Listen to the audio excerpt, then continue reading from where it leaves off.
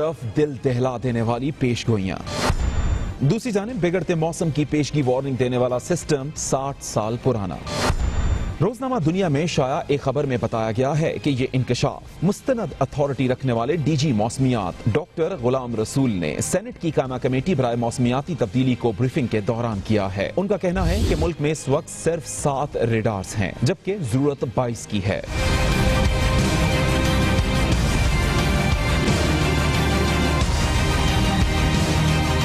انہوں نے اس راز سے بھی پردہ اٹھایا کہ پاکستان میں لگے زیادہ تر ریڈار 20 سے 30 سال پرانے ہیں۔ طوفان کی پیشگی اطلاع دینے والا نظام بھی 60 سال پرانا ہے۔ ادھر ترجمان این ڈی ایم میں احمد کمال نے بھی کمیٹی کو بتایا کہ دریاؤں میں پانی کے بہاؤ سے متعلق 44 ٹیلی میٹرک سسٹم لگے ہوئے ہیں، 18 مکمل بند، باقی انتہائی خستہ حالت میں ہیں۔ ان حقائق کی روشنی میں تو یہی کہا جا سکتا ہے کہ اللہ جانے اہل وطن پر کیا گزرے گی۔